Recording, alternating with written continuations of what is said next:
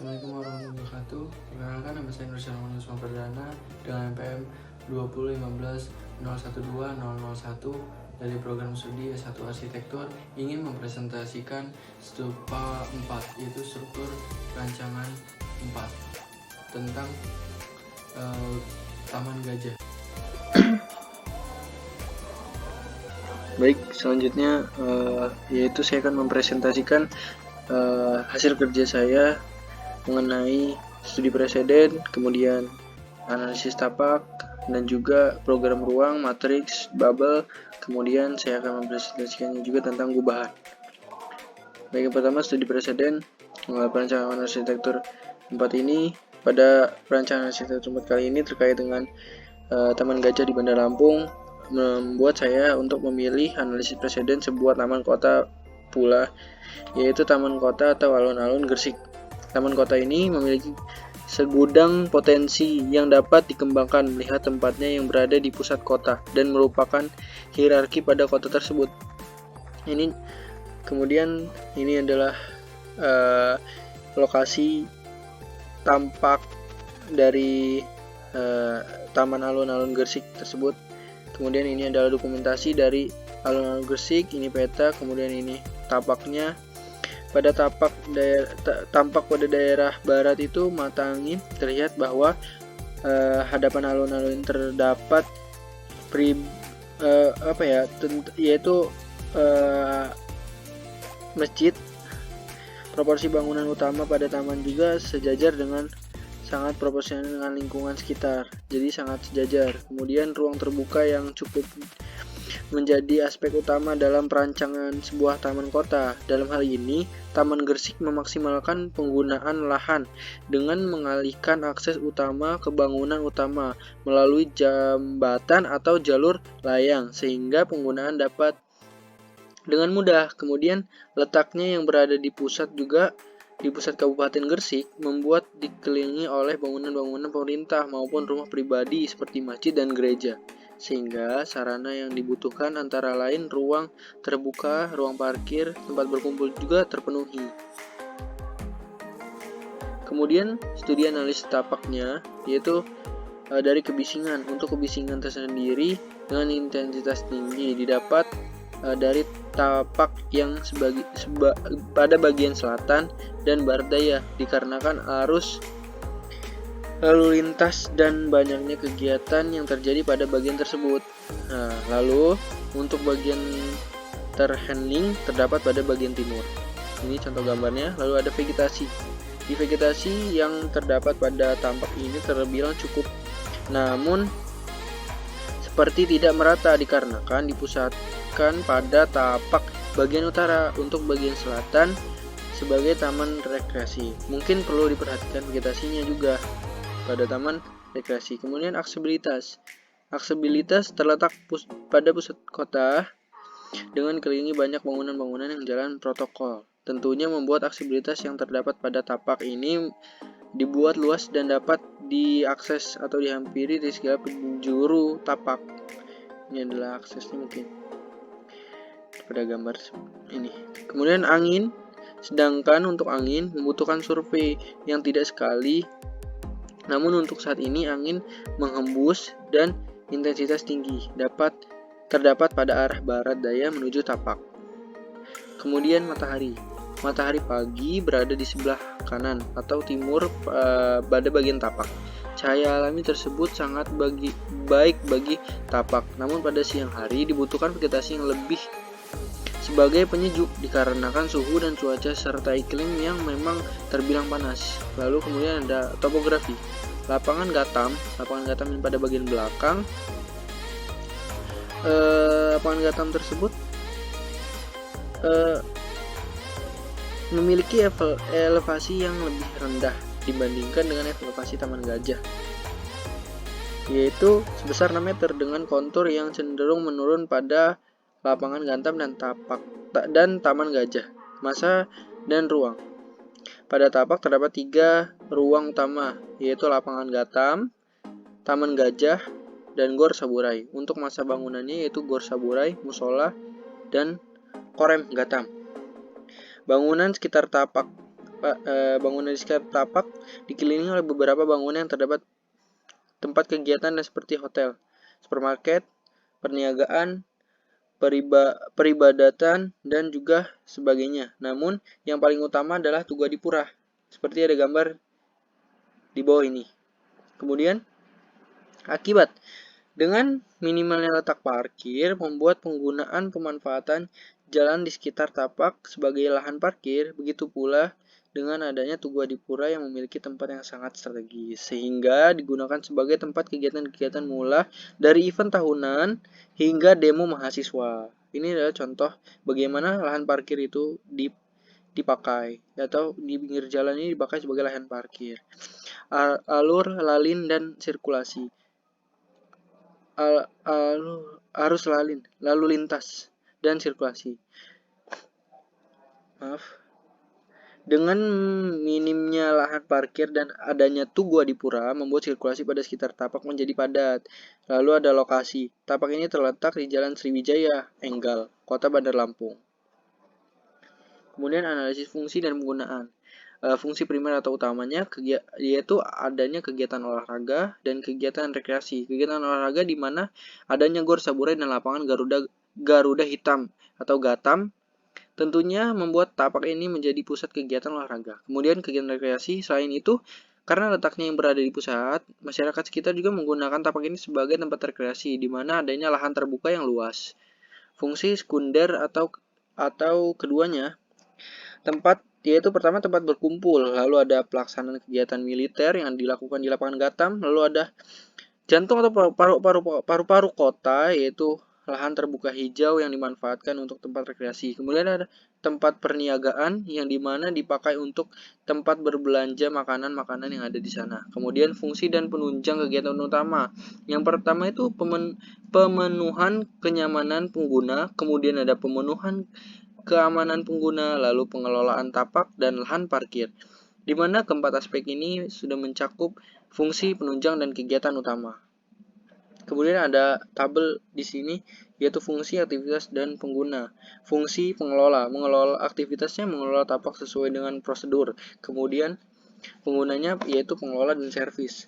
Pelaksana keamanan aktivitasnya melaksanakan pengamanan pada bagian selain lingkungan militer, tapak sebagian bentuk perwujudan program visi. Kemudian melaksanakan pengamanan lingkungan militer. Ini dilakukan oleh pengelola servis dan juga aparatur TNI. Kemudian pada fungsi lahan parkir pun seperti itu. Melaksanakan kegiatan lahan parkirnya digunakan untuk para wisata orang untuk berekreasi di lahan terbuka tersebut. Pemenuhan kenyamanan, kegiatan, dan juga kegiatan olahraga. Kemudian ini adalah analisis alur pengguna. Lalu di sini ada pengelola dan servis, aparatur, penjual, masyarakat, panitia event, dan pemain. Pemain ini untuk orang-orang yang ingin berolahraga. Kemudian zonasi kebutuhan ruang. Di sini sudah dijelaskan di tabel. Zonasi hijau itu rekreasi, zonasi kuning olahraga, zonasi merah penunjang, dan zonasi tidak berwarna ini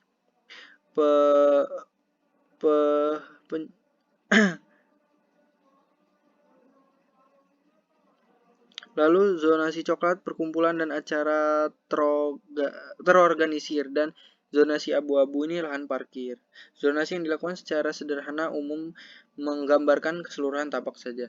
Kemudian ini adalah nama ruangnya dan jumlah maupun dimensi ruang. Kemudian ini kebutuhan ruang diambil dari sumber data arsitek jilid kedua. Kemudian ruang kondisi dan ruang fitness ini saya mengambil ini karena saya mengambil data dari arsitek jilid 2 juga. Kemudian ini adalah data-data dari sumber data arsitek yang saya ambil. Kemudian ini bubble diagramnya. Ini adalah jenis ruangannya, jenis ruang-ruang yang ada di Taman Gajah.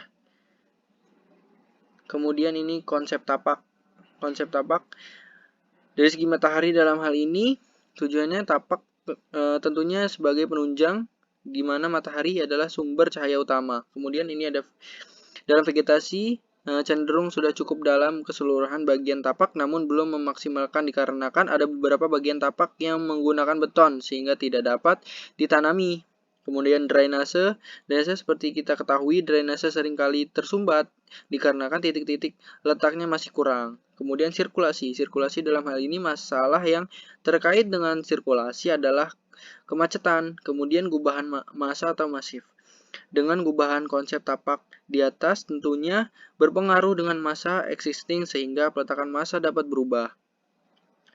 Terus seterusnya pencahayaan buatan. Pencahayaan buatan hanya digunakan pada malam hari seperti lampu dan sebagainya, yaitu lampu dengan radius relatif besar, lampu dengan radius juga relatif kecil. Ini ditunjukkan untuk besar yaitu warna kuning bulatan besar dan warna biru bulatan kecil untuk radius kecil. Ini adalah konsep tapak yang sudah digambar. Kemudian konsep gubahan massa. Ini adalah gubahan massa yang saya buat untuk masjid, di mana kolom itu pondasi terus pola acak outputnya seperti ini. Saya meniru dari Pinterest juga. Musola Taman Gajah Bandar Lampung ini mengadaptasi lingkungan dan bentuk massa bangunan sesuai dengan fungsi ruang, yaitu ruang ibadah. Agama Islam sendiri berasal dari timur, sehingga gaya arsitektur diterapkan merupakan gaya ala Timur Tengah. Saya juga mengambil dari Pinterest untuk beberapa detailnya. Kemudian proses desain musola ini melewati 4 tahap proses. Yang pertama yaitu peletakan massa, dilakukan akses dan juga sirkulasi angin. Yang kedua yaitu pemberian kolam, pondasi dan rumah panggung. Yang ketiga yaitu atap. Yang keempat yaitu mengorientasi bangunan. Kemudian ini adalah konsep, yaitu dengan saya buat konsep panggung serbaguna, di mana di sini kita dapat berjualan dan tidak menghambat sirkulasi untuk pengendara, di mana ini merupakan konsep bukan berdasarkan fungsi melainkan sebagai objek yang terlihat dari sudut ruang berpusat, sehingga diterapkan konsep metafora yang paling menggambarkan sebuah perpustakaan adalah buku, sehingga bentuk yang paling sesuai adalah buku-buku atau buku tersusun. Kemudian di sini ada konsep lahan parkir, di mana saya membuat lahan parkir untuk pengendara-pengendara yang parkir di sirkulasi jalan. Kemudian saya juga menggambarkan gubahan food court, di mana food court atau area makan pada tapak terletak pada area utara arah mata angin. Kemudian saya juga membuat galeri pada Taman Gajah ini memiliki bentuk yang menyesuaikan dengan kondisi dan konsep pada tapak setengah lingkaran. Merupakan adaptasi terhadap bentuk rantai yang terdapat pada tapak bagian selatan taman. Selain itu, tapak yang memiliki elevasi lebih rendah juga menjadi alasan untuk meletakkan massa di bawah titik nol tapak. Kemudian perpustakaan dan museum. Saya menggunakan itu idenya dari tumpukan buku yang dimana pada suatu bagian massa di perpustakaan itu bisa menggambarkan bahwa itu adalah perpustakaan. Ini menyesuaikan bentuk dan kontur menurun dengan konsep metafora juga. Kemudian di situ juga ada panggung atau GSG, di mana mereka bisa berkontribusi atau masyarakat juga bisa berkontribusi untuk melaksanakan suatu kegiatan di dalamnya. Kemudian saya menaruh one point yaitu Siger Lampung di kantor dan parkir, di area kantor dan parkir. Kemudian ini adalah gubahan massa kantor dan parkir tadi, dan ini one point-nya yaitu Siger Lampung.